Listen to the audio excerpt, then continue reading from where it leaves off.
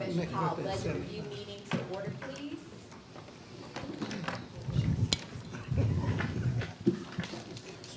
Mrs. Fury, you want to start by leading? I'm just having a sidebar conversation over here. Okay. Shocked, Mr. Johnson, so, I won't.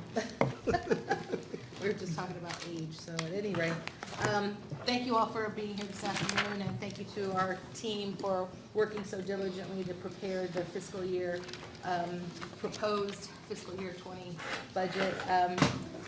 We worked for several weeks, trying to ensure that every I is dotted and every T is crossed, and we led our budget meetings with the governor's lead regarding the $3,000 pass along for our teachers and the 2% pay increase for our school nutrition employees, our school nurses, and our bus drivers. And so conversations started from there, and the budget was developed really around ensuring that we could pass those increases along to our staff members, and then addressing staff members who were not included in the governor's proposed, or the governor's increases, which, by the way, the fiscal year 20 budget is still not signed. So everything that we talk about today is very much tentative, because until the governor signs the budget, nothing is written in stone. With that being said, we also aligned our budget to our strategic plan, looking carefully at student achievement and success, high-quality workforce, culture, climate, and communication, and efficient and effective operations, and so organizational and operational efficiency. With that being said, one of the pieces in our high-quality workforce area is also competing with surrounding districts with regard to pay increases. So this budget that you'll look at this afternoon, in its proposal, includes a 2% pay increase for over and beyond for all employees. And so we really are working feverishly to remain competitive, given our digest and our continued improvement in our digest, and the need to be competitive in a teacher and climate of teacher shortages. So with that being said, I'd like to ask Ms. Robinson to lead us through the work of the budget and take us through the presentation, and then we can entertain any questions or thoughts or ideas, suggestions, or recommendations that you might have, so that when we propose our budget, our tentative budget at the May 14th meeting, we'll be ready to have everything covered. Erica. Thank you. Good afternoon, everyone. Good afternoon. Can you hear me? I feel like I'm not talking loud, but Yeah. thank you. Okay, is that better? Yes. All right. So we'll just go ahead and jump into the presentation. So on the first slide, I have the state revenues that are projected for FY20. And again, as Ms. Fury just stated, the governor has not yet signed the budget, so these amounts are contingent upon the governor signing the budget. But these numbers did come directly from the state probably about a month ago. So hopefully all goes well and he'll sign the budget and we won't have to adjust these numbers any. But as you can see, we are projected to get an increase of about $5.8 million, and that would include the funds appropriated for the $3,000 increase for certified employees and the 2% for select groups of classified employees.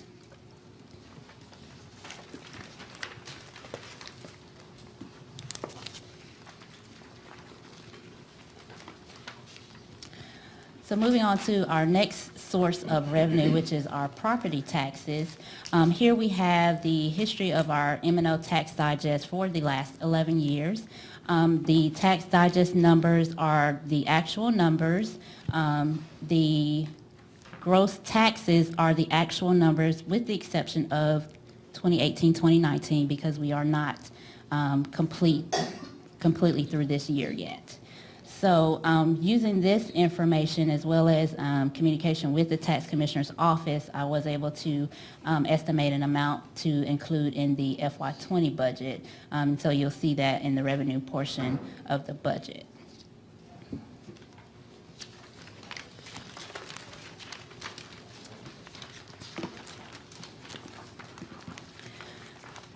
When we prepared this budget, the major increases in the budget are related to salaries and benefits.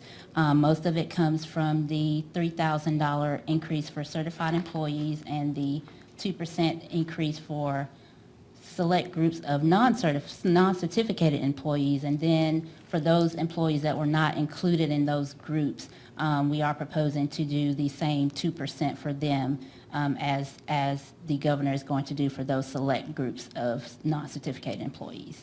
And then on top of that, we are proposing to do an additional 2% for all employees. So that cost would be about $8.5 million, which includes benefits, but majority of that dollar amount is going to come from state revenue. We have proposed some additional positions which are included in the budget. They are teachers and paraprofessionals for increased enrollment. We have some positions included from the efficiency and effectiveness study recommendations, and we also have a few additional personnel requests.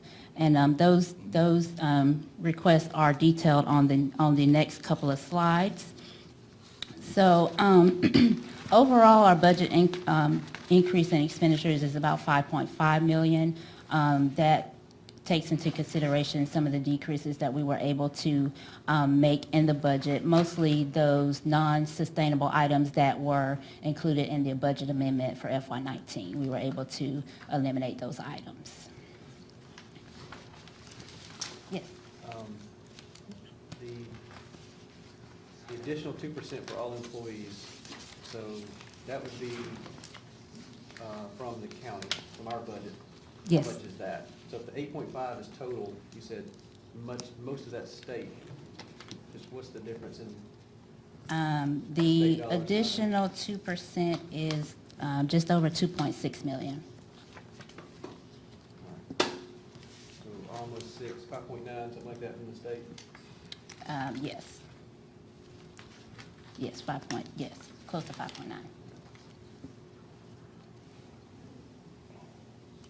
Thank you. And that information is going to be in the charts that we get to later, just in case you forget.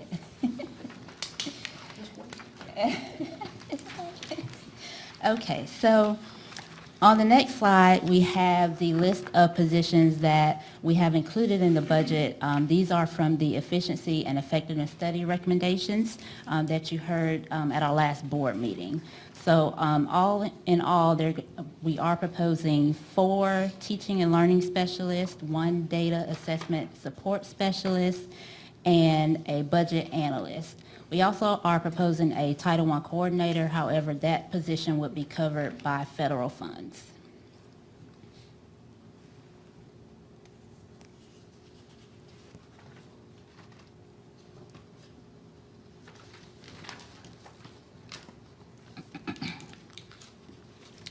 Then next we have our list of additional personnel requests that are included in the budget. We are requesting 6 MTSS specialists, and we are requesting 1 administrative assistant for HR, and we are requesting a environmental services specialist, and that would just be a position change from a position that we already have, and a facilities technician 3 at a part-time position. We also have a college and career readiness specialist, which would be covered by federal funds. So all of these positions are included in the budget document for your review. One quick question. Please remind me what the MTSS stands for.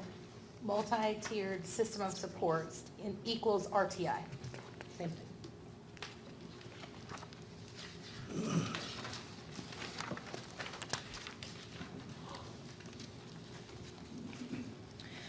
On our next slide, we have a pie chart of our general fund budgeted expenditures. So the budget that was prepared is broken out by categories here, and you can see that the majority of our budget is allocated to salary and benefits with just over 86% of the budget, followed by textbooks and supplies at 4.5% of the budget. Do you know what statewide best practices are for that? Is 86% within any kind of range that? I mean, I do not know a range, but I do know that salary and benefits will be the majority of every school district's budget.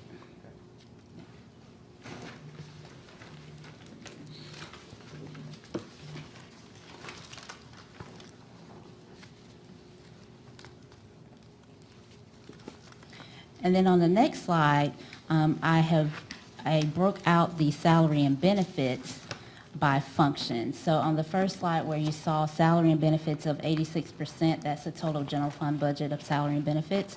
And then on the next slide, the salary and benefits are broken out by function so that you can see where we're spending. So in the function of instruction, we have about 70% of our salaries there. So that's where all of your teachers and your paraprofessionals are charged to instruction.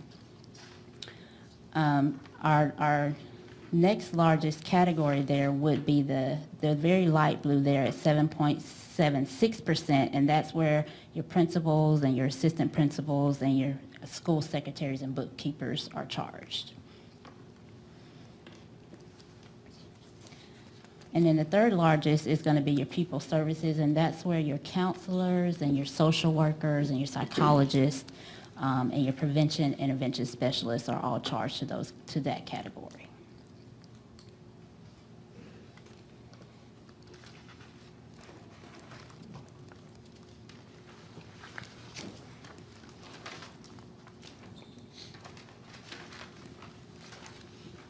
On the next slide, we want to take a look at our expenditures for FY18 in comparison to the state.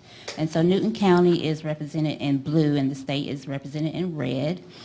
And it's by function, so you can see down at the bottom, instruction, Newton County did outspend the state in the category of instruction, the state as a whole, in the category of instruction with almost 67% compared to 65% for the state as a whole.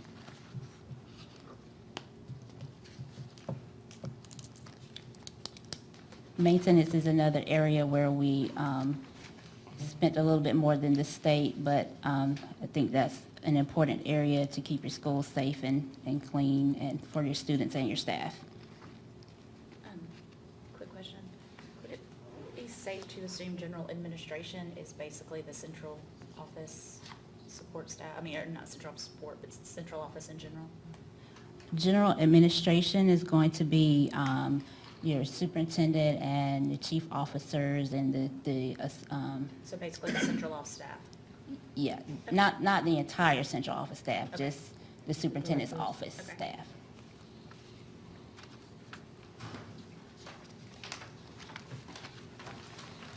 Gee, I see transportation is coming in at pretty high as well, too, right? What's any significant contributions to that high number? It is high each year. It's been high Yes. geographically. We're just a large geographic area. And we've got a significant number of students with disabilities.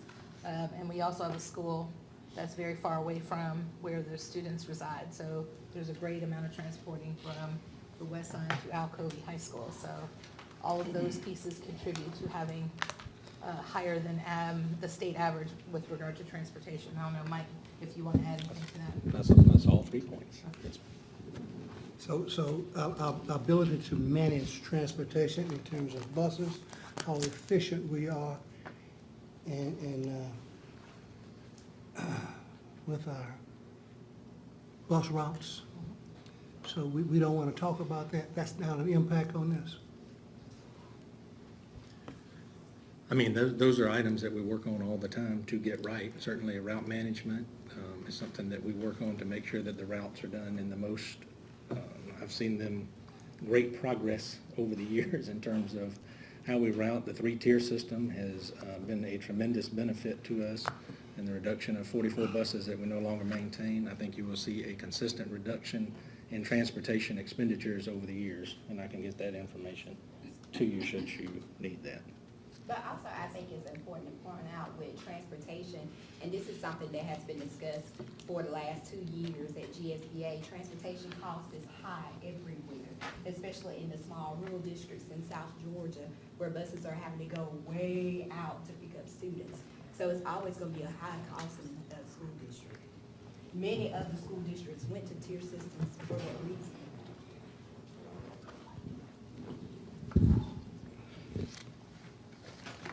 Okay, we'll move on to the next slide.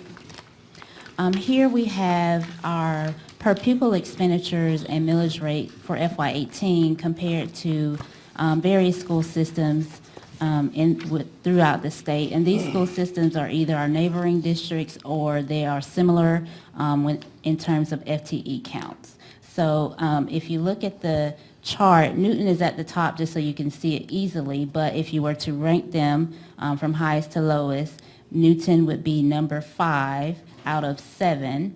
And just for comparison purposes, this chart last year, the order was the same. Everybody shifted up, but it was at the same rate. So we're still in the same order as we were last year.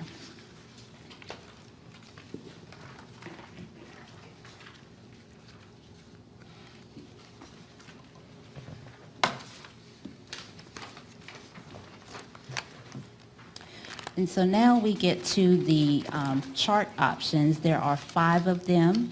So I'll go through each one and describe what is included in each chart. The first chart includes the $3,000 pay increase for certificated employees, as well as the 2% pay increase for select groups of non-certificated employees. And so that cost is about $5.9 million, which includes salary and benefits. And so that's all that's included in this chart. And so with that, the projected fund balance at the end of 2022 would be just over $24.5 million.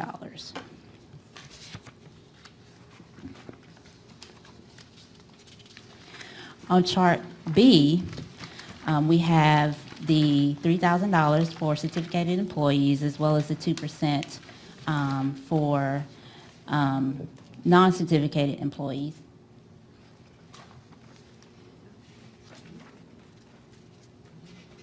Yeah, I was checking my numbers, because you said a different number than what I had. Okay, and then we have also in chart B, the additional 2% for all employees. So the additional 2% for all employees is the $2.68 million that was added. So basically chart B is chart A plus $2.648 million.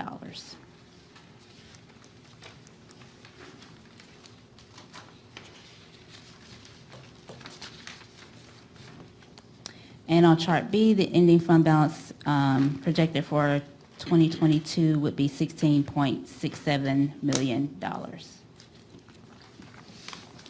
Moving on to chart C.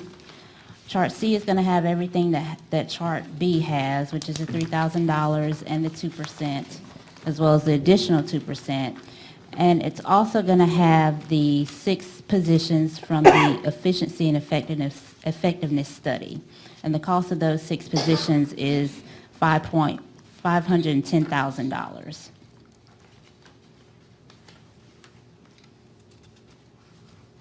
So the ending fund balance projected for 2022 would be $15.1 million on chart C.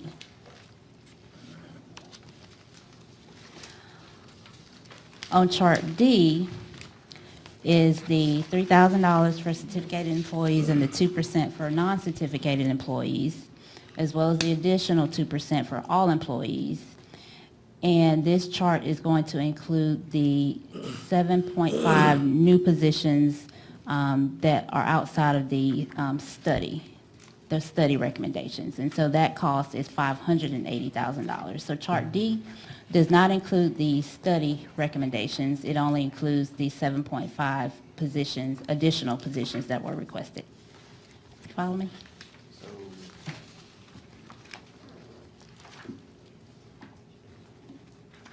the additional, but not this one. Right.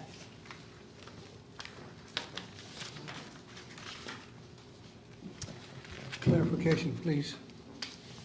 The $3,000 per employee, why would we be passing that through the budget in terms of impacting the ending fund balance when the state is going to pay for that expense? It's neutral, right? Right. So the revenue is included in the budget as well. Okay. Yes, so it is neutral, it's a zero impact, but there's no way for the state revenue to be broken out to determine the $3,000, what that total will be. So when the state sends us the information, they just send us a total revenue amount. So it could be the $3,000 increase. There's also a slight increase in TRS, so we will get funding for that. And there's also, we get funding for T&E, which is training and experience. So the state sends us a total dollar amount. Okay. Thank you. So is that, at least under this administration, it's gonna happen every year unless they change it, but we're accounting it across all, the income and expenses across all these years, right? Yes. The $3,000 is going to be in the state salary schedule, so that means we would get it every year All right. unless they decide to change it. I got you.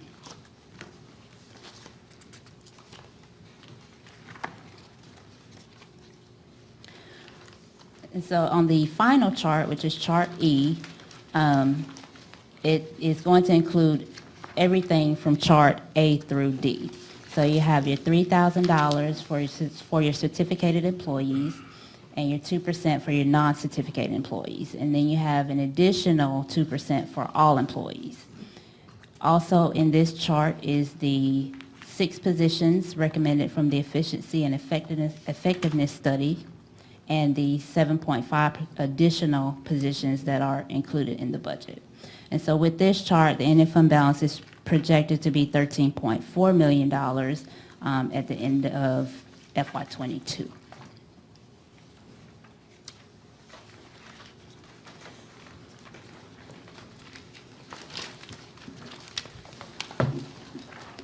So all these charts reflect everything that's in the budget, and the budget document follows the charts. It's detailed. It's a detailed line item document that shows how the funds have been allocated. And so at this time, if you all have questions about the budget document, we can answer those questions for you now.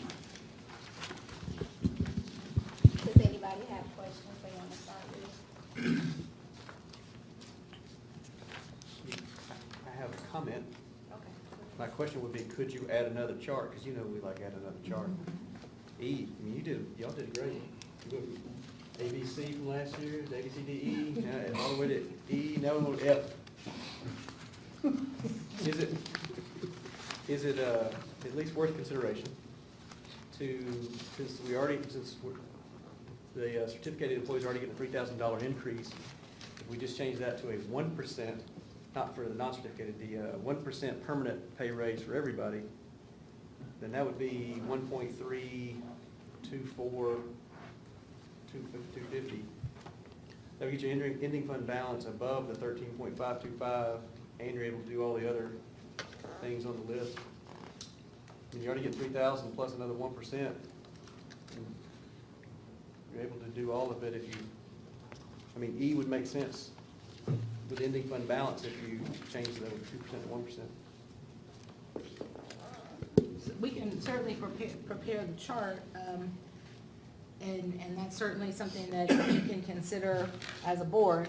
It likely would not be my recommendation, just given the need to be competitive and where we stack up.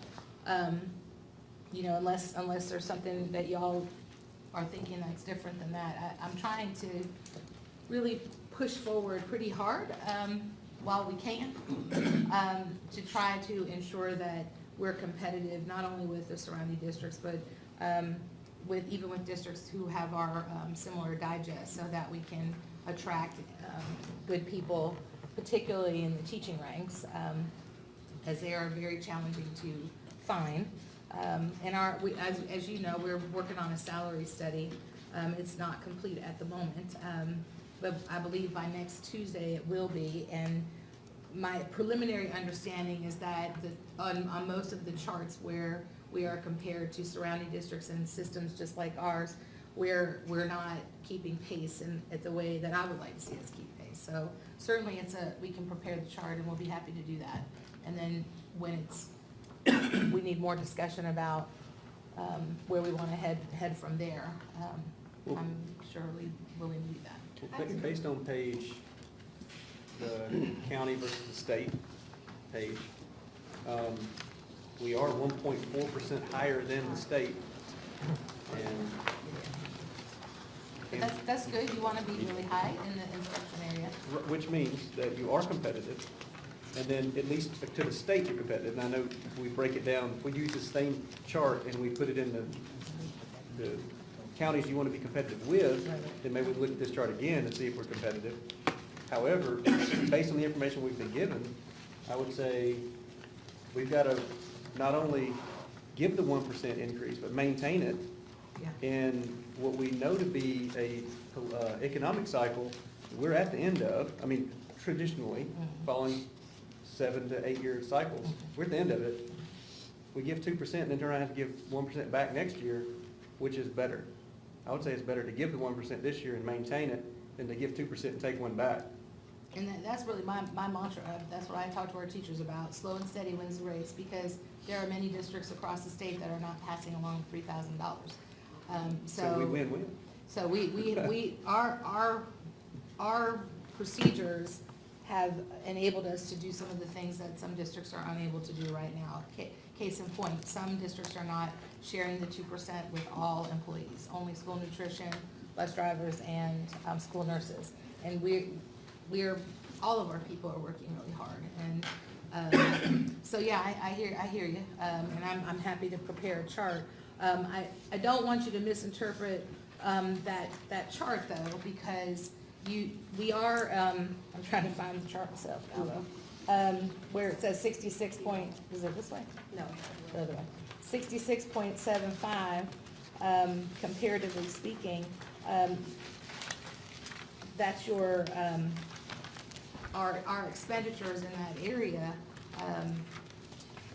and you want the lion's share of your dollars to be expended on the classrooms, on teachers and paras, and not so much in general administration, which I think we've done a pretty good job with that, although the organizational and operational efficiency study says we've got some work to do in that area as well. So I hear you, but I think 2%, given the financial outlook right now in this particular area, I think if you're gonna do anything, now would be the time. But I'm wide open. I know, here's where the board's responsibility is to hire you to make these recommendations. Yes. It's the board's responsibility to, Say yes or no. well, also to represent the taxpayers. And Yes. so, like, while I'm no economic prognosticator, I'm just saying, I know the constituents in my district would say to spend it all right now and go below the ending fund, the projected ending fund balance, or the recommended ending fund balance is dangerous in this economic climate. That's my point I'm trying to make. And if we are still giving an increase, we are still remaining competitive. You just said yourself that not everyone's able to do that. So if they're not, and we are at 1%, you would think that we're at least in the right playing field. And if our culture is going better, like you said, the intangibles are getting better, then we should be competitive and fiscally responsible at the same time. But anyway. I think you'll want to take a look at the salary study once we get that. But we so don't that- have it. No, you don't have it yet, but I have some preliminary information that's leaning me towards, it is probably prudent. And again, we're projecting where we'll be in 3 years. Hopefully, it'll be higher than that. I mean, that's been our trend, each year our revenue has increased, but I understand what you're saying. I hear you, I get it, we'll create a chart for you, and ultimately, you'll have to make a decision on which one you want to go with. We're just here to prepare it, share it, and keep you informed about what we know is happening.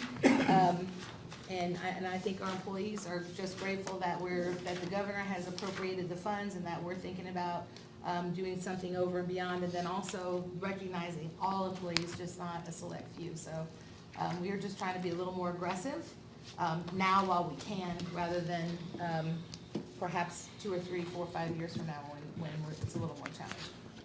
And, To Trey's argument, I'm sorry, Mr. Turner, I had something, you got something to go along with that? yes, Okay, you go ahead, and then I'll go. I was just thinking about the, where we were years ago, that the employees monies were taken away from them when they had the big cut. Yes, So now we're at a point where we're trying to catch them up. yes. And we have a lot of dedicated employees, from certified to non-certified, that's stuck with us.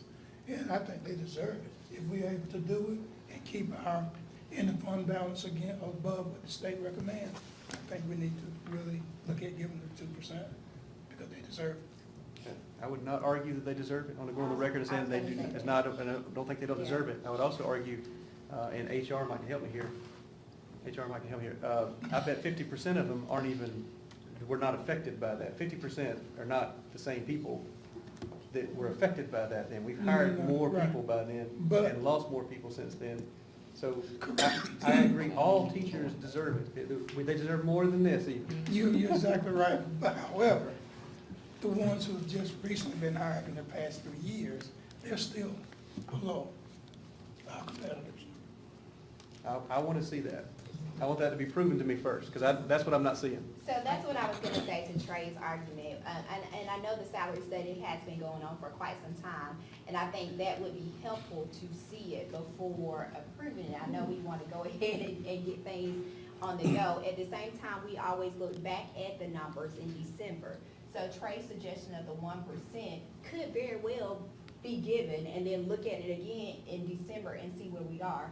On the other side of things, I know with the salary study too, not everybody leaves for salary purposes. I know they tell you guys that, and I know in your school chats, you often ask, because I've asked in past, have you asked about benefits? Because that's what I hear. I hear the dental portion quite a bit, but they don't say that during the school chats. And even in the survey, they didn't say that. But a lot of people leave because a neighboring county does offer dental, you know, and so you're shaking your head. I benefit That's all from it. I hear. Really, to be honest with you guys, I don't hear because of the salary, I hear because of the health benefits.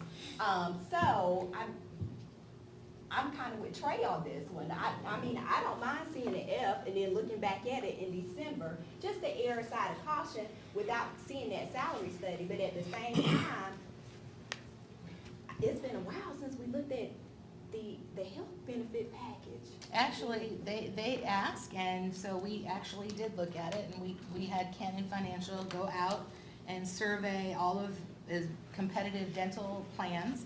A couple of things you need to know. One, our dental plan is not just a dental plan, it's a dental, optical, and a hearing plan.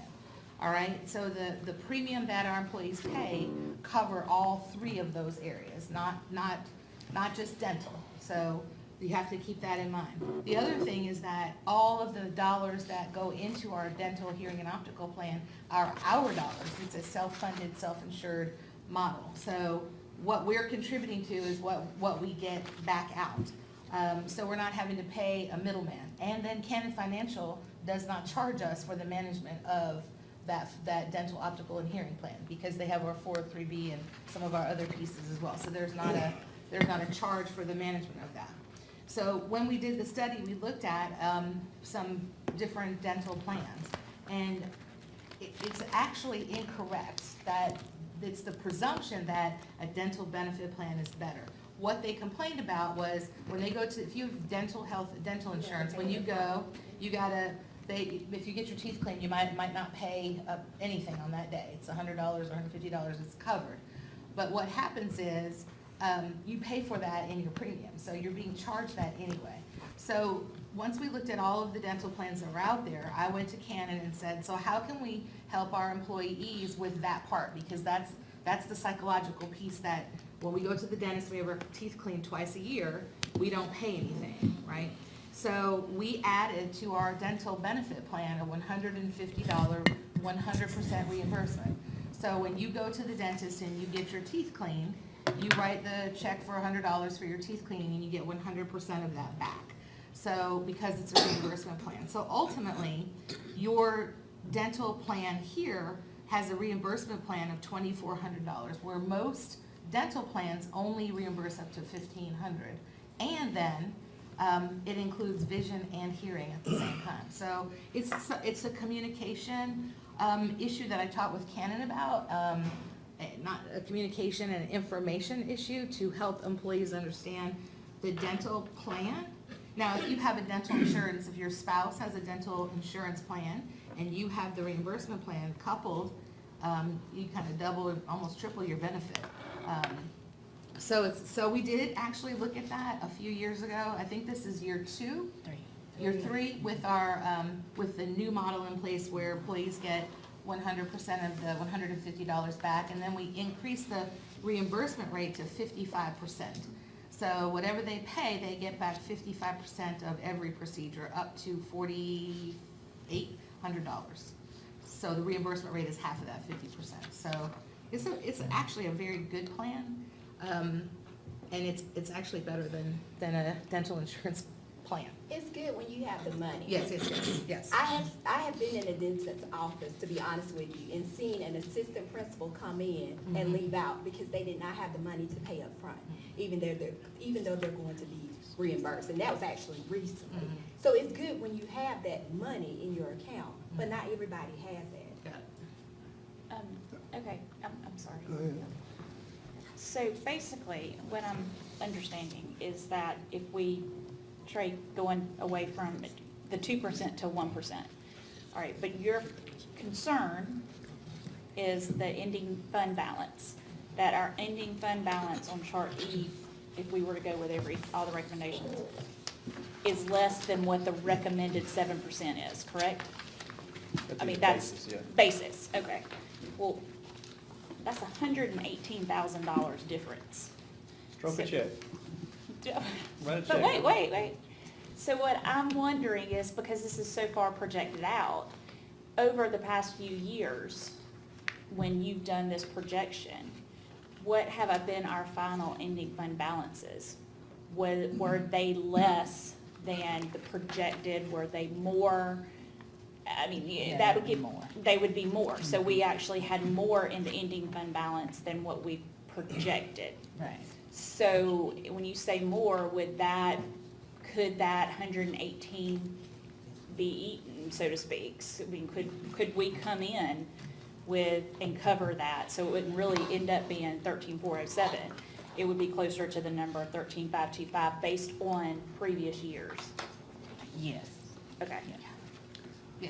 Yes, however. I get it. I'm a taxpayer. I completely I understand. I just I just got my wanna say, tax bill, so just- yes. Just about the philosophy though, of what you're talking about. Yes.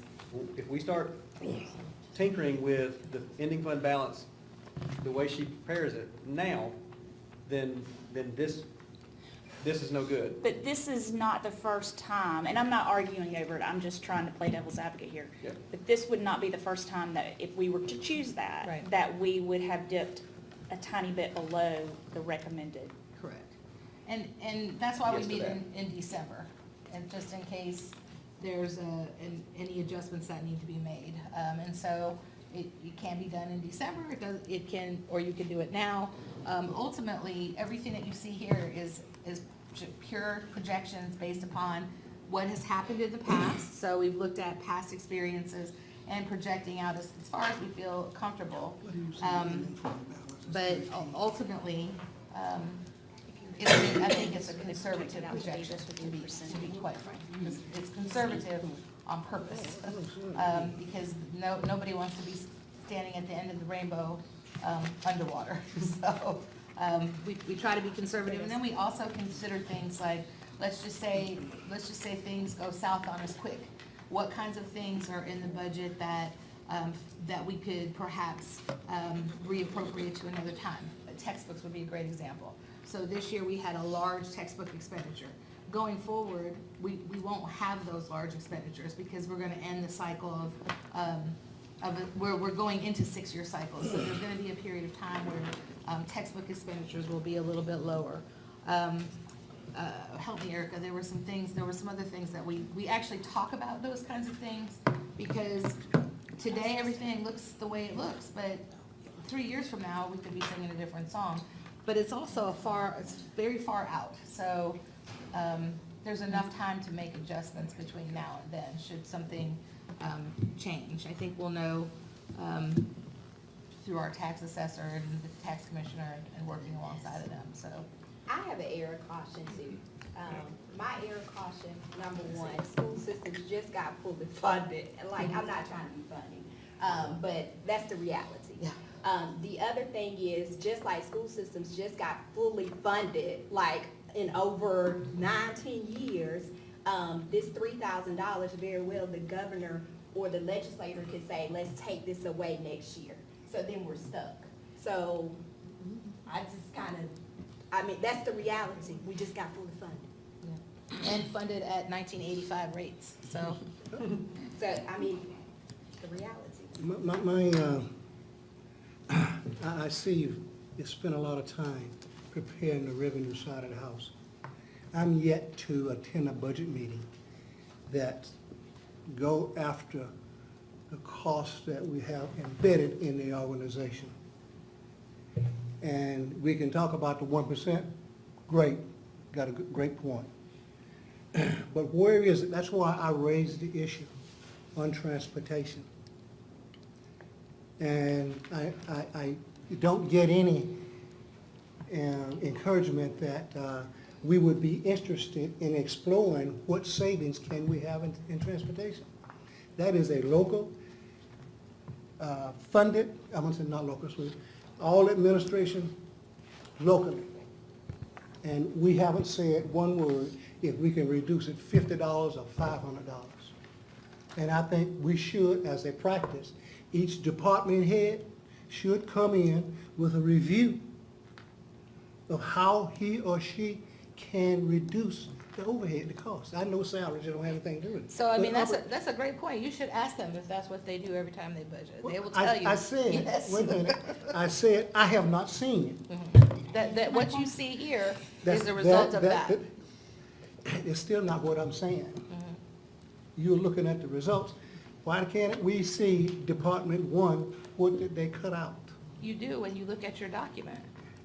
So if you look at the budget document and you look at the first page in the budget document, where this is here, you'll see, well, that's not a good one because that's the revenues. But when you look here under instruction, so I'm on page 6, you see last year and then compared to this year. And so what happens is each of the directors get their portion of the budget. And basically we've said, you need to put in the budget the things that you need, and that's it, nothing else, nothing else. Well- And I think they could probably attest to the, what's the word I'm looking for, the scrubbing of the budget to try to eliminate costs that are perhaps not necessary. I will go back to my initial statement. I have not seen any scrubbing in a reduced expense. And that's what I'm saying. That don't give it all. And we should do it. And I know transportation a little bit, and I know there are some weaknesses there, and we should explore them. In Well, terms of buses we buy, how we buy them, the mechanics, the clerical force, the routing, it's there. Now, you see on the major component compared to the state, we are high. And there's a reason for it. And it's not because we're a country town. geographically, we're almost 300 square miles. Well, We have that- lots of students with disabilities. But there are other locations in the state facing the same thing. See, we are great at want to compare a location if we are better than that location. But if we are not performing at the other locations, we withdraw from it and don't advocate it. So I'm saying let's be consistent. I have something that might help, if I may, and maybe mess it up more, I don't know. One other thing before I get, one other, please. Okay. What is the percentage of the 3,000? We're offering 2%. That 3,000, what is that in terms of certified, in terms of percentage? It will vary based on that person's salary, and their salaries are determined based on their years of experience. And so, but if you're talking about a new teacher with a starting salary of $35,000, then the $3,000 would be somewhere around 10%. Okay, I got you. I figured the answer out when I asked the question. So here's my question, that it could be, I think along the same lines, I don't want to speak for you, Mr. Johnson, if I get it wrong, stop me. But let's say, and maybe we're about to do this, I don't know. We talked about revenue, 5 million we projected increase in revenue. But what was the process with you guys? So when it was, did you get a process that said, starting point, we have $5 million, we're gonna split it up, you guys spend it however? I doubt that's what it was, but or was it, this was your budget last year, if you had to shave 5%, where would you shave it? Was that B? Or is it C, you guys just tell us what you need and we're gonna try to fund you? So which one of those, or some amalgamation of those? It was similar to B. So you'd like another chart? I reviewed everybody's budget and what they spent in the prior year, and then I determined how much, based on their prior year expenditures, how much needed to be cut. And then I sent them a budget amount, and they were asked to allocate that budget amount. Okay, so you saw the numbers and said, your actual costs versus your budget last year were 1% lower, your costs were lower by 1%. Operate this year with 1% less, figure out how to do that. All right, so that's well and good. That's budgeted money that you thought you might spend, you didn't. I'm asking, is there anywhere in the process where you go, if we needed to cut 5% out of transportation, how would we do that? Or is that just a backward way of thinking about it? I'm asking because I don't know. I think we look at every expenditure that we have and make sure it's important to the overall success of the department.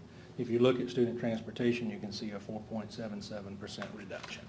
So we look at every expenditure, every item for opportunities for reduction to make sure that we're not asking for any more than we absolutely need. Because I want to be able to say, and on my side of the house, that every dollar that is available is going to teaching and learning, because that's what we're here for. So that's the way we approach it in operations. Every item in the budget, I sit down with everybody and go through it. We sit down with the superintendent and explain every item in there and why it's important to be included. Same thing with instruction. As you can see, there was a 3.68% reduction to the tune of about $4.8 million from last year to this year. So we're hearing these reductions, 4.77 in transportation, 3.67.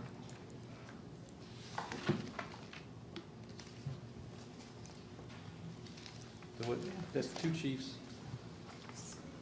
Sorry, what? That was two chiefs, I was going for the third. Oh, here we go. My area is a little different with climate coach and communication because it's a newly developed area. So what I did under my division, one, is work with all of the departments, see what needs to be maintained, what do we need to cut. But there were some other areas in the strategic plan that we never had in our budget that we needed to include, such as cultural sensitivity training. And so there were things that we cut based on looking at last year's or this current year's expenditure reports, because we pulled the expenditure reports to see what were the needs and the concerns. But then again, we had to add some things based on them being new items in the strategic plan. This is Well, excellent information. you have a comment now. Yeah, this is great. Dr. Ball, you said transportation, student transportation, down 4.77. But what about maintenance and operation? That's part of transportation. Maintenance and operation Right, is separate. that's an increase of 4.1. That's right, and that's a determination about where you as a school board, how you want to maintain your facilities. So some of the things in there are restroom repairs. Do we want folks to have restrooms that are accessible and ADA compliant. ADA spaces. compliant, those kinds of things, I think that is important. We haven't painted classrooms in probably 20 years, maybe more. I think probably it's appropriate to go in and occasionally paint a classroom space. And so those are the kinds of things we're asking for. But it's up to you that number, that state number says that's what the average does. So if you want to be average, that would be the goal. That's it. If you want to do something more than average, then we probably need a little more to do that. Well, I applaud you identifying the 4 point, but let's not take that as, that's all we need. Why can't it be 10? That's the question. Right. I think over time, you would see consistent reductions in transportation over time. So I think your characterization that it's mismanaged is, I don't find that to be true, because I find over time that there's continuous reductions, some very substantive, so that's my viewpoint of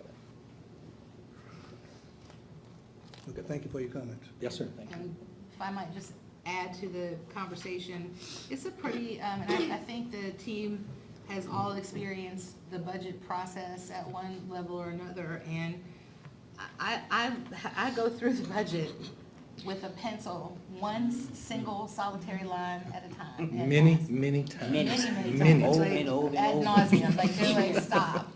But I'm always doing the same things that you're asking us to do. I'm looking for opportunities to reduce, to try to reappropriate, or do we really need these dollars to be here? Can they be over here, or why is it here?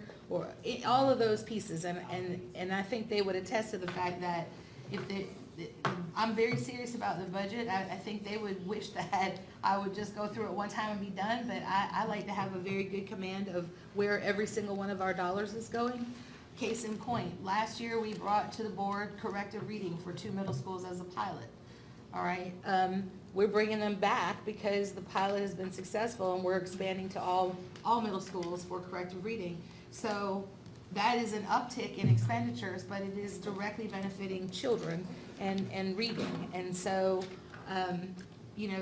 those kinds of things are accounted for in this budget. But you're not gonna find things in our budget that are frivolous because of all the questioning that I do to get us to this point where we are right now. Now, that's not to say that it's impossible for me to overlook or miss something.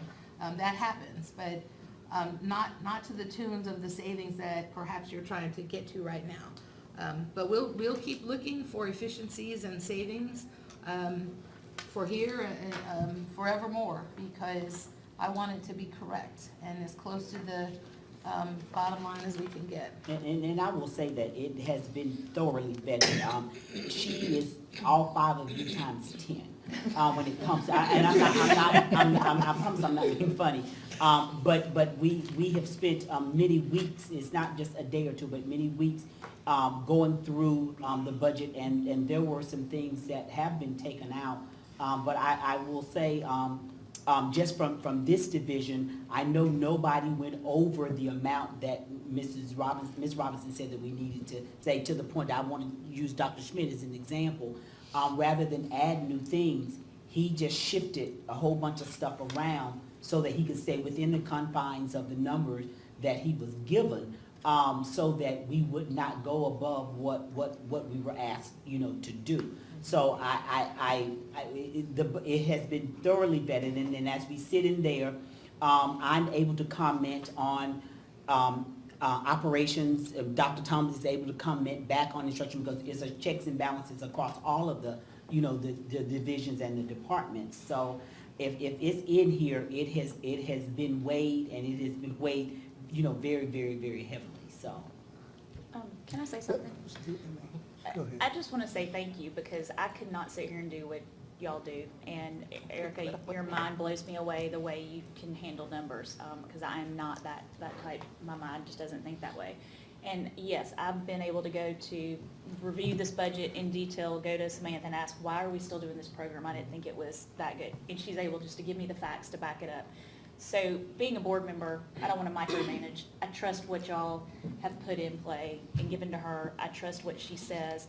And if I do have questions, which I have, I Yes. come to her and we, talk it out. But I just want to say thank you for all that y'all do. Well, she didn't answer all my questions. She answers mine.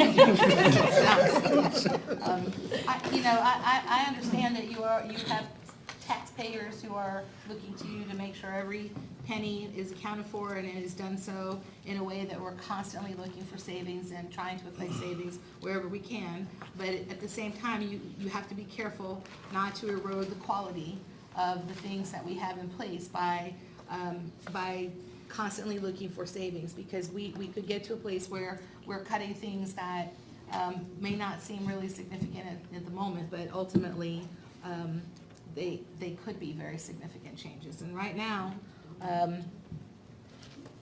this budget is aligned to our strategic plan, which I think it's even better aligned than in the prior years where we had a strategic plan, but it wasn't as parceled out as it is now. And we can go and look at it and be like, yes, this goes to student achievement and success. Yes, this goes to organizational operational efficiency. And I think that's a plus, because it helps to, if you got one of those spaces that doesn't fit, then the question is, why are we doing this? Because if it doesn't fit in these places, then we need to stop doing it and then affect the savings that way, so. I do have a question regarding that, and I do see that you put on the efficiency and effectiveness study, like where the people were going in terms of the strategic plan on the suggested recommendations. And I had a question about the rollout. This is recommendations for year one. When we had a presentation of the study, we were told not everything in year one would be suggested, or year two, or year three. Is this everything that they suggested for year one? Really, they suggested that we try to do all of it in year one, and I pulled back and said no. And I have a document that has a front and a back that has year one, year two, and year three, and y'all have that document. And so I feel like, we felt like as a team that the positions that are recommended here would affect immediate change, and then we would be in a holding pattern to look to see if the following recommendations could be implemented in year two, depending upon what happens with our digest. If not, the recommendations still stand, and then we move them down the road, but they still exist. So yes and no. We organized the study results in a way that could affect change immediately, and then parceled it out over a 3-year period so that it wasn't, 17 positions in 1 year plus a few others that are needed, I think was just too much for our budget to handle, so. Yes and no. Yes, I know you said, because I just want a simple yes. Yes. I was thinking, because Yes and no. because we already discussed that you have broken them out. Yes. But this is all of year one. Correct. And see, and I was under the understanding you were gonna look at the suggested of year one, and not all of those would be necessarily recommended. No, so what they did was they recommended that we do all of them in year one.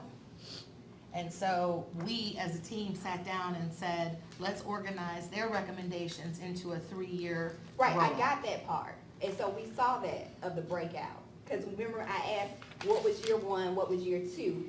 And then we were told we would get it. So I got that, but the year one of the breakout, all of these are the year one of the breakout. That's my Yes. question. Yes, yes, I think, So- yes. So moving from that, I was under the impression not necessarily all of those from year one would go. I wasn't thinking where you were thinking that we're not gonna roll everything out at one time. When I asked that question during the board meeting, I was asking it pertaining to year one, year two, year three, if these all would go through. So I was under the impression that the positions were going to be looked at and not necessarily everything was going to be recommended. So everything that was recommended for year one, I was under the impression not everything that was recommended for year one after breakout would. What she just said is correct. That's correct. There was, really, they recommended a 2-year implementation, when what you saw was a 2-year implementation, and then Ms. Fury wanted a more conservative approach, and so we did not recommend all the positions that were initially recommended in year one. Yes. Yeah. Does that make sense? So that Yeah, means it another does, recommendation's but- coming next year. Right, It does, but my questions was answered, we would take a look at the recommendations for year one. We did. So I was looking at the fact that, looking at the breakout, you would look at all of those positions suggested in that breakout of year one for year two, and not necessarily all of those positions would come into year one. They did. So yes, that is correct. We did that. So where you see teaching and learning, ELA and math, there was also a STEM person, there was also a foreign language, there was also fine arts, there were several of those that were recommended in year one that we pulled out and said, let's put them on another year and focus on teaching and learning first, and filling out what I recommended 6 years ago in the org chart was having 4 people for secondary and 4 people for elementary focused on the content areas.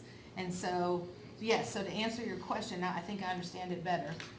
We did extract things from year one and then create a 3-year plan, pushing things back further. So you'll remember at the end of the presentation, they put a chart up there with superintendent and 5 chiefs. That's not until way down the road, if that. Yeah, I remember that. It was Yeah. a couple slides she went by really fast Yeah, on. yeah. So yes. we did, we went through it and extracted things from year one recommendation and moved them into a year 2 or year 3 recommendation, and only focused on the things that we thought would make an immediate impact tomorrow, if we did them. Data and assessment support specialist to work with Allison, filling out the academic folks in the curriculum and instruction team. The Title I coordinator who would take over Sheila's duties and responsibilities as the Title I director, and then working here to separate some of the duties and responsibilities that fall here, and then someone to work with Erica in the finance department. But outside of that, there were other recommendations that were made for year one that we did not include. So those recommendations are now in year 2. Year 2 or year 3, Okay. yeah. So will we know the updated, like, on the new email? Okay. Yeah. Let me check my email. Yeah. Because I don't, okay. I didn't notice that. Okay. So,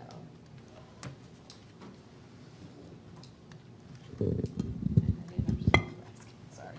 yeah, because it was, I was under the impression that not everything would go. Yeah. It didn't. So I think we were on the question portion of the line-by-line document. So if you all have questions on anything in the detailed budget document, we can answer those now. The two primary areas that I feel like I'll get questions about are the budgets that are more than doubling. So pupil services and improvement of instructional services. Both of those are jumping $4 million each or more. And then we're saving something that's in instruction. Is this one of the areas I think move? Yes. The state did a chart of accounts survey because they're having to use the data collectively more. So they did a survey to ensure that all of the school districts are coding things the same way. And so when they did that survey, they found some things that needed to be moved around. And one of those things were counselors needed to be moved to function 2100. So that's why you see an increase there. And technology specialists and technology pairs needed to be moved to 2210. So that's why you see an increase there.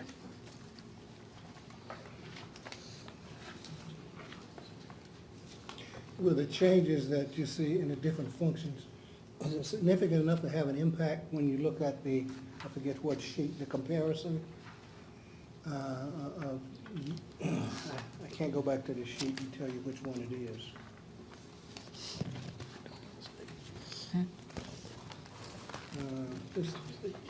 Well, you got the summation, I don't know which sheet it is.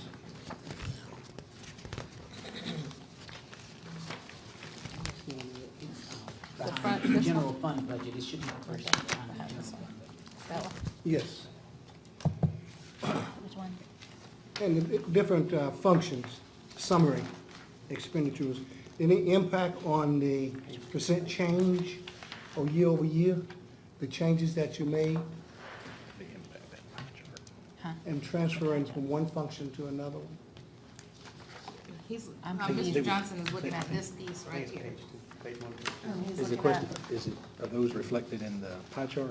Is that He's, correct? what he's asking is there anything here that, and I'm, go ahead and speak your, Well, the function that you transferred from and to, the amount of funds that was in that transaction, will it significantly impact, depending on what function, how much, the percent change in the summary? And it, I think money it's- in it. Yes. Yeah, we got this email, so I'm trying to explain, I think it's what you're talking about. We had this arrow, it said 1.55 million from school technology parapros, and then counselor salaries, the 2.754. They went, it wasn't real clear where they came from, where they went to, and does it make a significant change? Is it the only thing that changed in that line item, 2210 or 2100? There are other increases that are hard for us to offset without digging in. No, the majority of it is going to be the salary and benefits for those personnel. So the one you use, technology specialist, the one you mentioned, I had to move the salaries and the benefits that are associated with each one of those personnel to a different function. 2210? Yes. right? So they came out of 1,000. all right, so that's part of the 4.8 savings or total savings. Yes. All right, so there's still, all right, if we're looking at just 1,000, 2,100, and 2,210, Mm-hmm. there's 4.8 saved at the top. Mhm. But the expenses are at 9.1. So there's still an increase of 5 million somewhere in there. Is that all of the proposed salary increases that we just talked about at the very first page? Yes, the majority of that is going to be salary increases. Let me see if I can look through Is and that helping? Am I helping? Okay. I'm with you, because I'm trying to figure it out too. turn it back around.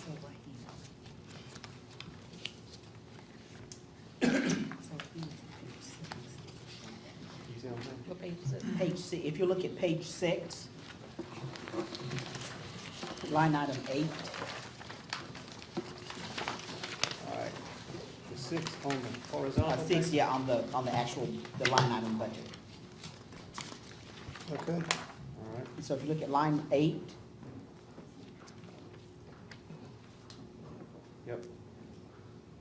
and so then in red there, it'll tell you where it went.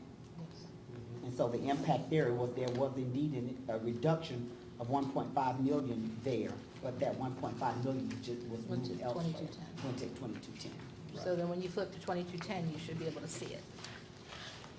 And correct me if I'm wrong, What some of line? these shifting was due Right here, Mr. Johnson. to not being included when the state recommended. Tell me what it is. Right. What happened was when we went to the strategic waiver model, a lot of things were waived, and so the state was still having us to report it in the old way. And now that a lot of requirements have been waived, they now want us to report it in a different function. Yes.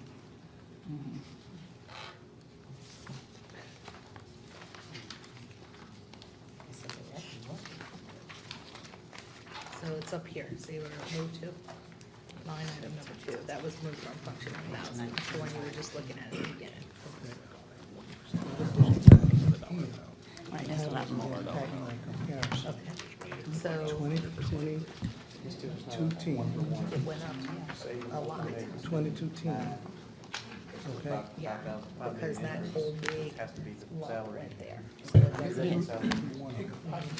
How do I know that salary, when it got here to the change, didn't do something that I don't know. You would get it here. Well, I know, but This is the budget. You did, I did. You could, go back here and it gives you a little more information on this one. okay, I got you. I do want to make an overall comment that we did increase the budget for supplies in the various classroom areas. Yes. I thought that was a outstanding move. maybe, just maybe, the teachers will thank us, or you guys, everybody, that they won't have to go in their pocket to buy pencils and paper. I wish, you know, you did that, that it shouldn't have doubled it, you know, because that's a small amount, but it's so significant in the area and where it is going. Mr. Johnson, that is such a fantastic point, and I want to give you an example of how responsive we are to our teachers' needs.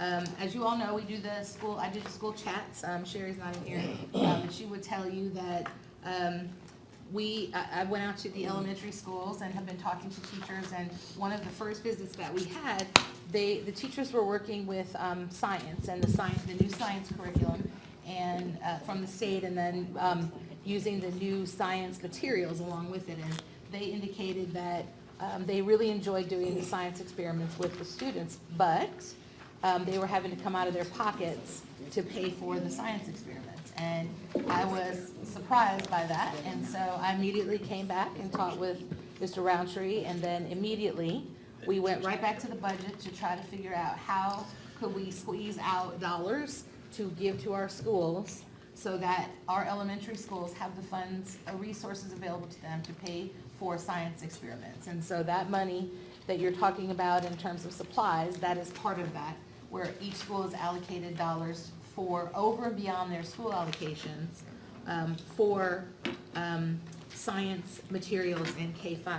In addition to that, part of the budget includes an increase in per pupil expenditures at the school level so that schools have more dollars to spend on those types of things than they have in the past. So it was a great point to make, and hopefully our teachers recognize that during school chats when they share things with me, our team really does come right back and take action wherever we can. So thank you for noticing that. Should I go through the rest of it? No, no. I got something that is not so kind. No. We were just trying to end on a good, positive note. Are you trying to end? Is it? All right, well, are we trying to end? We are here to answer any questions that you have, and Okay. we are not leaving until you are ready for us to leave. Well, that's awfully kind, but I want to just say, because, I mean, look, I get it, I mean, I know y'all are like, we've done all this work, sharpened our pencils, we've done our homework, but if I can speak for the board, so if I get out of line, help me, Chair. All right. You guys do the hard work, and I agree with Ms. Coggin that kudos, because you do the hard work to get it to where it is. This is the due diligence for us, though, right? Like us to come in and then ask hard questions that you've probably already been asked before, and, you know, but that's our job, right? That's what we're supposed to do. If we didn't do it, we are not fully doing what we're supposed to do by the way we've been elected. We told people this is what we're gonna do, so we're trying to do it. As well as support the superintendent that we've got, and she's supporting you guys. So I know sometimes it's painful, it's a hard process, and look, we don't like doing it either. It's not like yay, watch this. So I do appreciate what you guys do. There was a couple times language sounded like, yeah, this is what we do, and then y'all have to say yes or no. And that part I don't really like. I'm not scolding, I'm just saying, it really is a team effort, and we trust that you guys have done your work, and trust that we're doing what we're supposed to do, and when you clarify things for us, and we go, oh, that's why, then we're doing it together, rather than, well, we're just gonna do our part, and send it up the channel, and hope it gets its thing, and yay or nay, it's all be on them. Like, I don't view my job that way, and I hope you don't. I really do feel like this is team, this is family, and I know we gotta play by Robert's Rules of Order, but, you know, I like it. I like what you guys do, and man, like, our school system's on a great path because of the work you do. We're not gonna take any credit for it, but we're certainly gonna support you best we can, and ask hard questions sometimes. So, thank you for allowing us to do it, and thanks for seeing it kind of like the hard parts of being a family. Thank you. Mr. Bailey, that's fantastic, and we are prepared for your hard questions. We recognize that this is what this meeting is for, and so if somebody, me or anybody in this room, has made you feel any kind of way about this process, that is certainly not our intention. We expect that we hope that if there's something that your eyes see that ours haven't, that we can make an adjustment. And so I think we recognize that you all have a very hard job to do in monitoring and making sure that we are making the right decisions as a school system. So we've actually had conversations about it. We actually try to predict what kinds of questions you all might ask us in an effort to be prepared so that you don't have to wait on a response. And so we know typically who's gonna ask the different types of questions, and sometimes we're ready for them and sometimes we're not. And if we're not, we just say, we'll get back to you with that information. And if we do something wrong, I don't think there's anybody in this room that would immediately say, oh my goodness, let's stop doing that and let's fix that right away. So we've got a really rock solid team that does a lot of really good things, and there's not one single solitary person in this room who's perfect. And I know that's not what you're expecting. However, we're trying to get as close to perfect as we can get. So thank you for that feedback, and we'll do better to try to, I really meant it as encouragement and exhortation, I got not it. as anything else. I got it. Okay. But Well, no need to if we're justify giving it, off just- that little vibe, then that's something that we've got to do better at, and that's okay. Sorry, guys, I didn't mean to get anybody in trouble. Well, I'm gonna change the type of question I'll ask. Feel- So, question, on page 36, I think I'm all right. The line Item item. 52, you're replacing a service vehicle. And on the next page, you're putting in for 2 additional vehicles. What generated that additional cost to get 2 vehicles, request 2 vehicles? I think it's part of an ongoing replacement program that we have. One of those vehicles, there are 3 vehicles involved, two of which are in 2700. One of those vehicles has gone home. Then we have, it's been officially But I would say it's retired. gone home? Yeah, it's that no the one that had longer the wreck serviceable in any way. It's no longer- And then another one is just sort of beyond is sort of a safety not violation, that's not the right word, but a safety concern for our employees. And then the other one is. Well, I interpret this as new. So we get, Service replacement, I understand that one. But the they're other- all, they're not, we're not adding a vehicle to the fleet. They're all old trucks that we're replacing. Replace it. Well, see, But we it need says to new. change the wording on that. Okay. What number, Mr. Johnson? I flipped the pages and Page it's 56, did you say? page 36, says service replacement is 1. Okay. Uh, And then the other one is, It's page 38, item 26. got it. Oh, yeah, okay. That's just a replacement.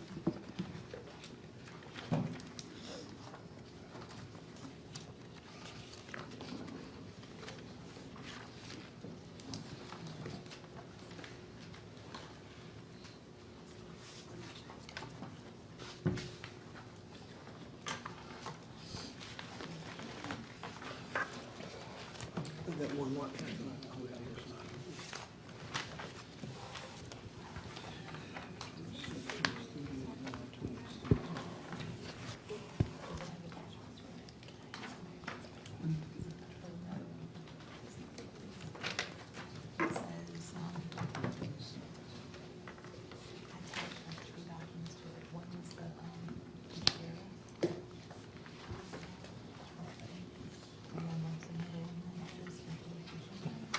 I can't find it now, but there's an item in here, I don't know where it is, I've lost count of it, that it includes both repair parts and,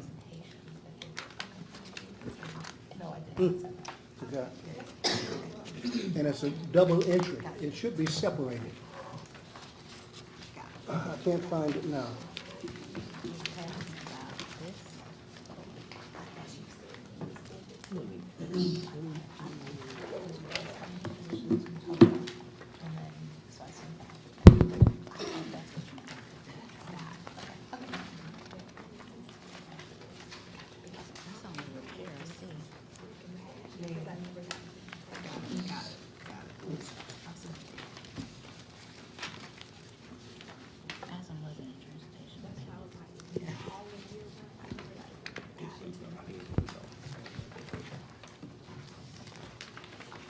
Do we have another one?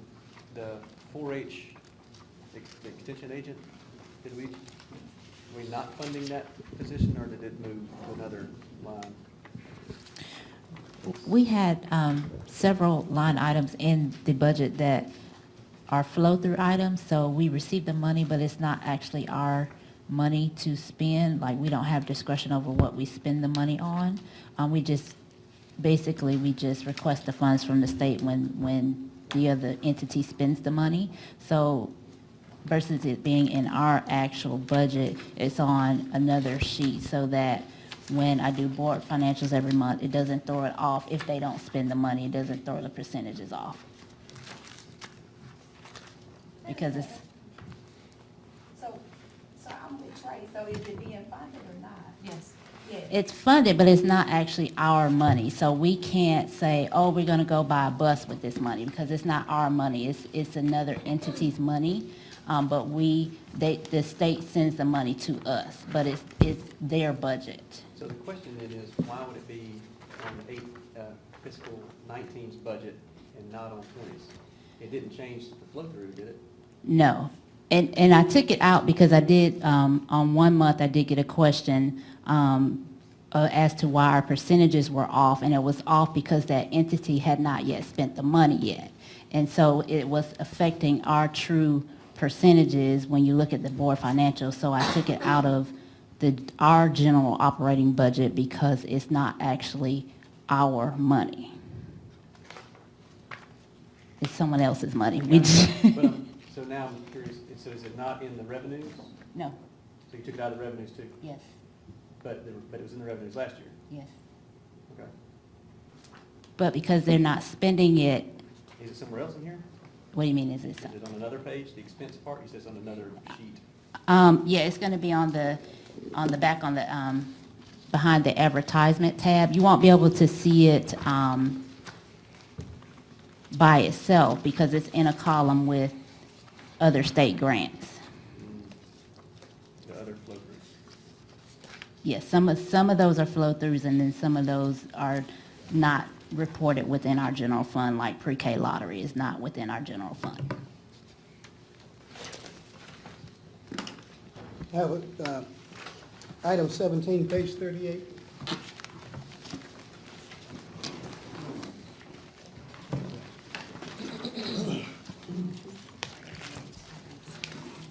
Can you explain that one to me, what that explains us? Item 17, page what? 38? 38. I don't have this. Okay, it's up here, got it.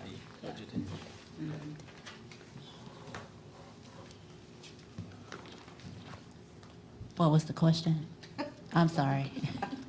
Item 17, page 38. It is bus repairs and parts, general and emergency maintenance and repairs. Page 38. What's the question though? It's like, what's the question? The question is, Mr. Johnson wants to understand what that means. Oh, what that same time? Yes. It's for the repair and it's for repair of buses and the parts needed for those repairs. Okay, shouldn't those parts be separated? Because one is labor involved in that figure? Yes. And we should, I think, In some instances it is. I think it should be separated so you can analyze the account. We can take a look at that and make sure it's in the appropriate line item. Well, if it's not, can we add a line to? If it's not, we will. That's contracted labor, right? I'll have to take a look at it to be 100% sure. So you're talking about pulling out labor, right? I believe so. But I want to be 100% sure. That's what he's saying for, and you're paying for it. We may not know what to do. You want to send it out and get it fixed because we don't have a proposal to fix it. And we start at $85 an hour, and we can do it at much less. And that's what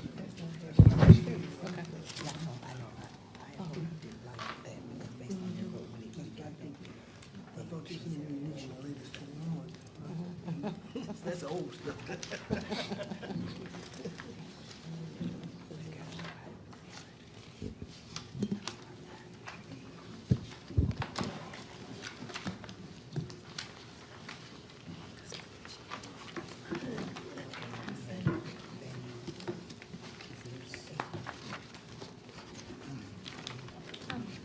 Question. When our board meeting's Tuesday, Yes, this will be presented yes, then as a tentative budget, as a tentative budget, and when do we vote on it? We don't vote on it till then. June of 11th, Okay, yeah. okay. But if we have the any tentative budget would be voted on Tuesday. Tuesday, yeah. On Tuesday. Yeah. This budget? May 14th. But the tentative budget will be voted on, but you can still make changes up until you approve the final budget Yes. in June. But we do take vote, that was my question. I Yes. just want to make sure that the vote will take place this To Tuesday. approve the tentative budget, Yeah. yes. Okay. I know, questions for my guidance. Building issues, would that be a part of it? That's be SPOS budget? Yes. Yes, which one? Okay. Well, say that building issues would be Yes. SPOS budget, yes. When are we gonna talk about that? Well, it's right here. No, I didn't see it. Are we finished, is everybody finished with the general fund budget, or are there more questions? I do have a question about, I don't understand yet the 4-H and some of those flow-throughs not showing up on the fiscal year 20 budget. I think I understand why you're doing it. I just, without an addendum with some asterisks or something, I don't want the public to think we're not funding 4-H anymore, because it looks like a zero. So that's my concern, is that I'm gonna have people going, wait, that's great, why are we doing that? So it just it's gonna, the perception will be, we've stopped funding it. I would hate for people to think that's the reality when it's not. Like, I think it would be, if there was a way to show that we're still funding it, just in a different way. I mean, we're still funding it, it's just a different way in which we have to account for it. Yeah, the state is actually funding it in that we have taken their flow-through dollars and set them in a flow-through account Right. so that they're not part of our general fund operating Right, dollars. but they didn't go away, because Right, it looks they're like they still went there. away. Yes, got it. Could it be an additional page, Yeah, maybe? something. I can find it, I just thought you were on it. No, I wasn't. But, So any place where it went to zero, yes. And it's a flow through, if we Yeah. could have just like an additional page at the end Page of this, 5, maybe number that just 6. says, explains that. yes. Page 5, number 6. Mark, better. That's okay, I can find it, that's okay. And then, another question then would be on page 14, number 2, and I'm sorry, line 2, if y'all already mentioned this, but there's a significant increase in psychologists, that line. Are we adding new positions, or are we just doubling pay? We are not adding new position. They have always had 6 positions budgeted, but last year they only had 5 because they only had 5 positions, but they've always been allotted 6 positions. So this year, they are going to have 6 psychologists, so there's 6 psychologists in there. Okay. Allotted doesn't mean we budgeted for last year. Right, we did not. Okay. Right, because they only had 5. They knew they were only going to have 5. All right.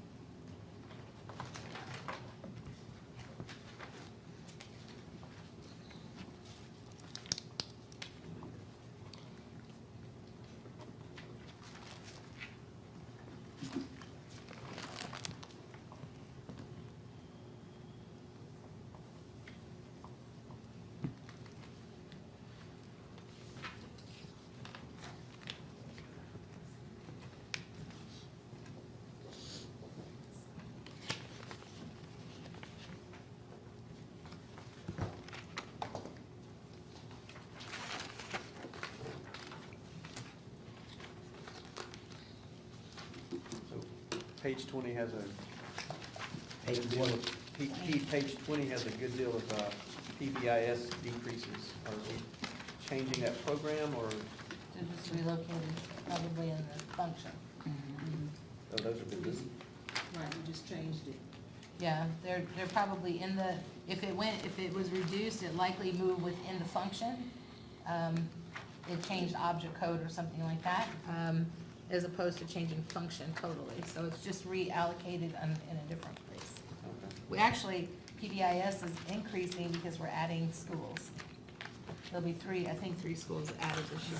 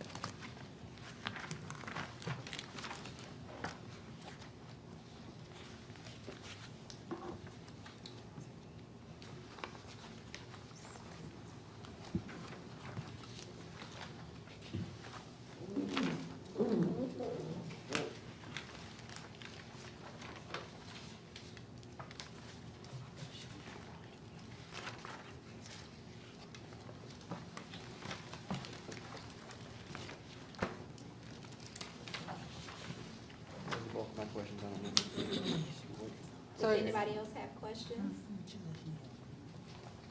One other clarification, please.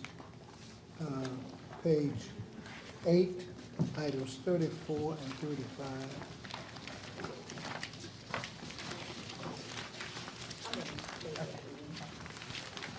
Is that the tutoring program that we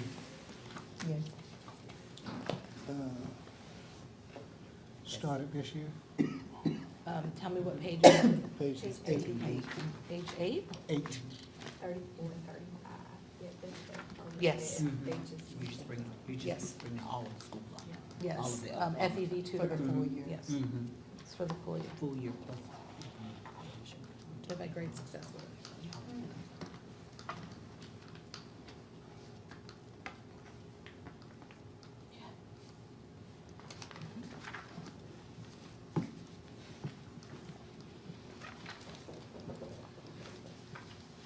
Anybody else have any questions?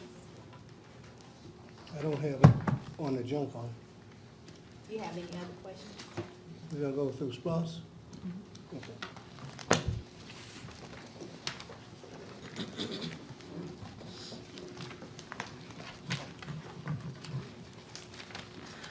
Are we ready to move on to SPOS? Okay. So behind the eSPOS tab, the first page you see there is just for your information. This is our schedule of debt service. So we have 3 bonds outstanding right now for which we'll have to make payment on. And so you can see there by fiscal year, until they're all paid off, this is the payment schedule. And we use our SPOS dollars to pay these bonds.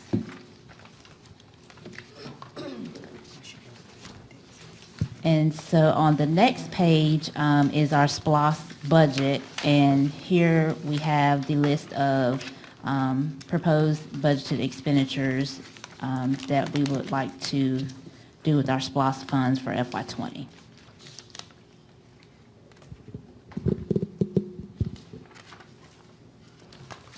I would like to see some initial headway in terms of, and maybe give me a better understanding, removing the Sharp building next door. It's been around for quite some time. We did have some funds, but they vanished. And I think it's now, from a public's perspective and a things to do, it's the right thing to schedule the raising of that building. And we should, at minimum, start allocating some funds toward that expenditure. It's actually in the next SPOS. It's one of the budgeted items in the, what is it, SPOS 5? 4? I can't remember the number. It's the one that starts next year. It is budgeted in there for, as one of the items to address Sharp in the next SPOS. Will that be just the raising of the building, or will that also be a potential downtown school campus? Not a school campus, no. It'll likely raise the building. Turn it into parking? Question mark? Most Yes. likely. Actually. Why do we have to wait that long? It's not allocated in this SPOS and this dollars. It's not allocated until next SPOS. It was So- one of the ones that we approved in Yes. that list for that SPOS. Yes, it's not in this SPOS. The things that we said we would do with this SPOS are here. And then next SPOS, we said that as one of the items, that was something we would work on when those dollars come available. That's what we plan to do. We have a ballpark figure? I mean, I know it's reaching in the air. To raise the building, I think Newton was around 800,000 for Newton, so it would probably likely be that, in that neighborhood. Well, what we are, in my approach to this, we have projected a ending fund balance of 13 million. 13 million taxpayer dollars. I don't think we should have, I never had any confidence in the 7% as to what we should do. It should be a local thing. And I have an issue that we have money, taxpayer money, in an account. And through my presence here, I'm not aware that we have gone below the ending fund balance. So with that kind of track record and the things that, I'm We sorry, have We gone ripped below. the school, I'm sorry? we ripped the school, Sharp, the alternative school. Well, We have gone we below are the in, ending fund balance. we're in a new day now. Well, you were just saying, I'm not aware, so I was just trying to recall your memory to make you aware. Okay. But it's irrelevant. Well, it But goes we to the gotta, question. we need to, in my opinion, set aside some funds and start raising that building. So you Period. would recommend going below the ending fund balance and taking general funds to go ahead and do that? Yeah. But I yet we're think that- arguing over, or I not have- actually arguing, we're going over whether or not we're gonna Yeah, staff. that's where I'm confused I haven't at. said one thing about going over tonight, not one. But I think we have to look down road with the potential that our taxes going up this year, and they are going up according to the message that I got, significantly. And that we'll be in better shape next year than we are this year. And I think we have to maintain a reasonable ending fund balance, sure. But from a SPOS standpoint, asking the public next year to approve another SPOS and this building is still sitting over here, we're gonna have one hell of a hard sale. They've already approved it. Well, So it's still, done. it's done, If Well- you use SPOS dollars, yes. you don't have to use SPOS dollars. No. right. The point, yeah, No, you do not, right. no. So, Would that be the best way to spend basically $1 million to tear down a building, or would you spend it, would it be better spent if we're using general funds, not SPOS funds, to go towards teachers and students? I think we've done an outstanding balance here. If we include the SPOS one, we will have an outstanding balance of the funds that we've allocated throughout the system here. I think we've done an outstanding job. Right, But we because can't it's in for leave next this year. eyesore and continuously explain why it's there. The public is getting tired of our explanations, and we need to do something. I agree, I Our drive by it every public day. image is under siege. They approved for us to use SPOS dollars in the next SPOS to take down Sharp. And so that is part of our facilities plan to take down Sharp. If you don't want to, as a board, don't want to wait and spend SPOS dollars, that's certainly well within your purview. I would not recommend it. The public voted on it. They did. The public voted on it. They did. So you don't want to touch that. The public voted on it. It was on the last one. But not only that, we send a mixed message to the people in this room when we say, we're looking for cuts, we're looking for decreases, but yeah, we want to spend money. That's life. But we can't send those mixed messages. It's a message that it's a forecast that we made. Well, I'm And not we sending mixed adjust messages, forecasts let me be clear. all the time. That's a way of life. Now, we do it. That's what we're doing here now, forecasting. So you're gonna change, you already said, we can come back and change this budget, when the vote to do it, we can change it. So the change is part of life. So now we ought to do something that the public can see and be appreciative, because they're getting a bigger tax bill this week, this month. And we need to try to help deal with that now. So what would the timeline be if, since it's in the next SPOS, like, let's just get an idea. We're talking 2021, 2020? I think I associated some dates with it, but what I would really like to do is make sure that we complete the construction of the new high school and have enough money for that. And Mr. Johnson said balance, and it is really a balancing act, because I want to make sure that we've got to build the high school, furnish the high school, and then we've got to renovate the current East Side High School to move those students into there. So, and while doing that, maintaining our current facilities. So I think that the plan that we put forth captures all of those things. It captures making sure that we're doing something with that building and making sure that we're maintaining our current facilities while building new facilities. And so it's all in there. It's just a matter of time, but I can look at a more definitive date for you. I know Unless it you takes remember. an innovative approach and courage to do this. And I'm telling you, we got to maintain the customer's participation. and understanding. And I think this would be the best PR we can offer, is that we double up and get rid of this building. You can see the folks over there across the street, they understand what it is, see what they're doing, tearing the building down. Now they're saying, well, gee, what are we gonna do? It's been here for 10, 12 years. Let's do something. And we need to show them, because I can't guarantee you, but when these tax dollars request an increase in taxes, start hitting the public, and they really find out what they gotta pay for this year's taxes, you're gonna get it. And we gotta show them something. That's how we do it. That's just our way we do it. I'm sorry, I drive by it every day to drop my children off, and it is right now part of there's a mesh thing that's just hanging down, and I stopped and picked up trash and piled it up, and it's still there from 3 months ago. So I completely understand where it is an eyesore, but I cannot justify spending $1 million to knock a building down when we To create need parking to spaces. pay, there's other things that are more important, and we are doing a great job. Our publicity is great. Our test scores, our students' achievements are going up.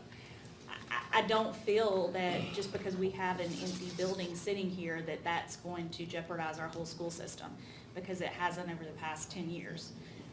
I mean, that's just, I disagree. I mean, I'll agree to disagree with you, but I agree that it's an eyesore, but I don't think, but the tax bills that are just coming out also aren't, it's the county and the city bills. It's not just it's not just the school board's fault for their tax bills going up. And by knocking down a building, that's not gonna correct those tax bills.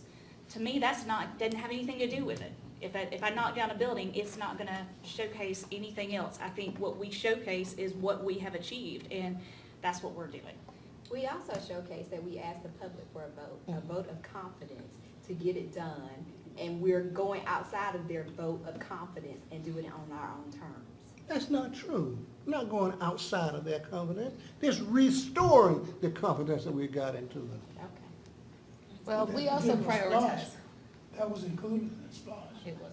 So that's what the people voted on. So we I go understand all of against- that. If we go against what they voted on, then we'll have some very difficult times in getting other splash approved if we went after it. Is there no precedent in, this is gonna sound ridiculous, spending those monies before they get here, and then you pay back, you can't, there's no way to, You can't. you mess that up if you do. I mean, you can choose to fund that project, and then that way you don't have to fund it later on, but you're Right, still but it's spending coming out that, of our- it's coming out of our money now. I was just trying to get Yeah. both what the taxpayers said they would like to see happen, and then the timeline. So it moves in. And there's a deliberate prioritization of needs of the school system, and that's what you see, those things that can be put into your SPOS budget. There's not something in here that, and I know that's not what you're suggesting, Mr. Johnson, so don't misunderstand.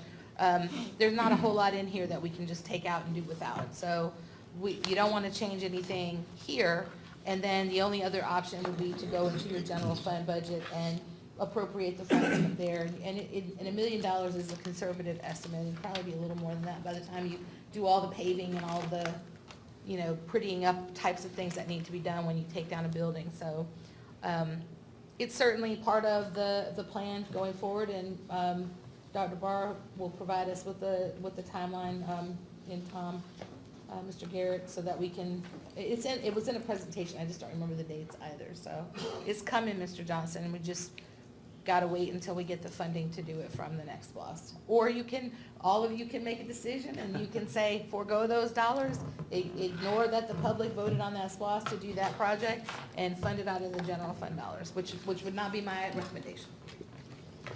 I said earlier that we're not proactive in trying to find dollars in existing year after year. I'm looking here now at bus, $1.6 million buses.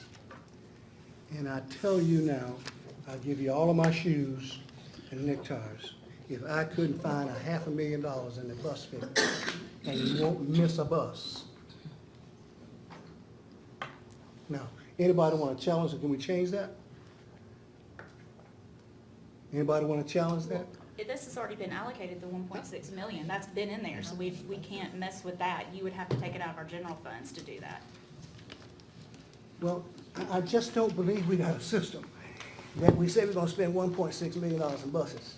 Now, I'm challenging anybody, the superintendent, that I can take a $500,000 out there and would be less than about 3 buses than what he initially ordered here. I'm assuming that's about 12, 13 buses, right? That's about 16 buses. 16 buses. Yep. And so the average age of the fleet right now is about 18 years. Nationwide, it's about 8 years. And so you ask questions about maintenance and why we're spending money there, and that's why. The average age of the fleet, we've got buses that are over 20 years old. And so, I mean, you can buy a bus one part of the time. It costs a little more to do it that way, and that's the way we're doing it right now. Or we can buy some new buses that have the better safety features for our students and are a little more reliable on the road. So, Well, Dr. and that's Paul, and that's based on a I'm not trying to take any of your buses away. It's the methodology, is how you go about doing it that will make the savings over time.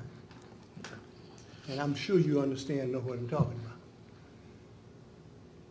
Well, I think the plan that we have put forward, there's a replacement plan, that's our recommendation. I think it makes good business sense. Well, I disagree with you.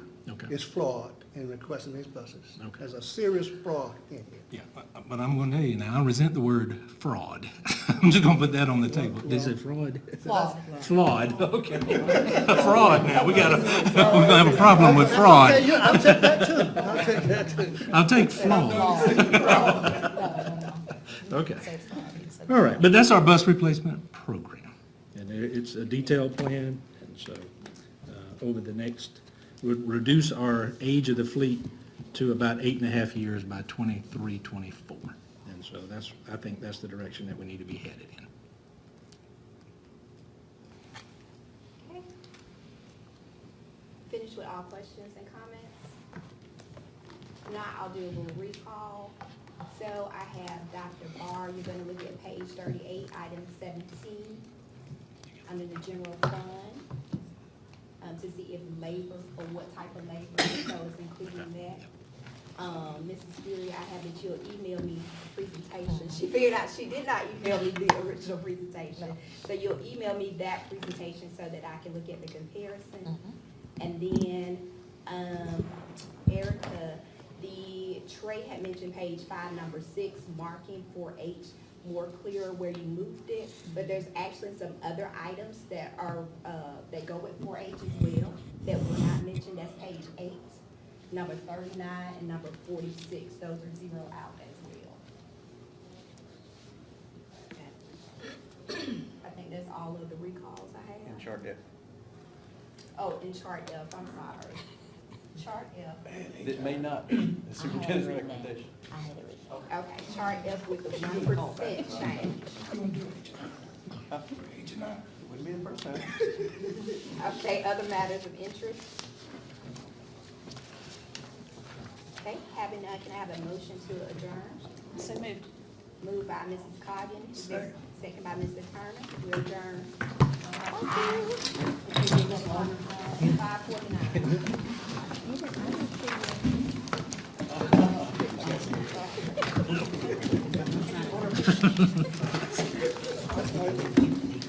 Oh, yeah, thank you. I told you. Okay, I got it. The one that I